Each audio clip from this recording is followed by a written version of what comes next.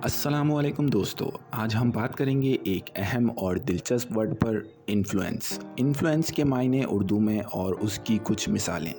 सबसे पहले जानते हैं इन्फ्लुएंस के मायने क्या हैं। इन्फ्लुएंस वो है जो हमारे रवैये, सोच और फैसले पर किसी भी चीज़ या शख्स का गहरा असर डाल सकता है। फॉर एग्ज़ाम्पल, अगर आपके उस्ताद ने आपको मोटिवेट किया है अपनी ज़िंदगी में बेहतर बनने के लिए और उनका असर आपके इरादे को मजबूती देता है, तो इसका मतलब ये है कि आपके उस्ताद ने आपको इन्फ्लुएंस किया है। एक और मिसाल से देख लेते हैं। अगर आप किसी फ़िल्म या किताब का असर उतनी गहराई से महसूस करते हैं कि वो आपके सोचने का तरीका ही बदल देती है, तो ये भी एक किस्म है इन्फ्लुएंस की। दोस्तों, इन्फ्लुएंस एक ऐसा लफ्ज़ है जो किसी चीज़ या शख्स पर अपना असर डालता है।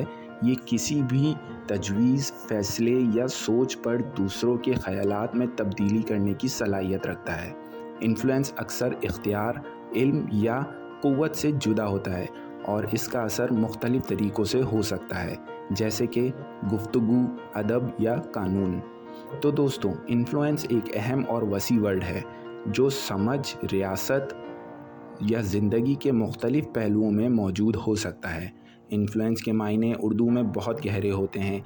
ये हमारी ज़िंदगी में रंग भर सकता है और हमारे रास्ते बदल सकता है। शुक्रिया। और अगर आपको ये वीडियो पसंद आया हो तो लाइक करें, शेयर करें और हमारे चैनल को सब्सक्राइब करें। हम मिलेंगे अगली वीडियो में, तब तक के लिए खुदा हाफिज़।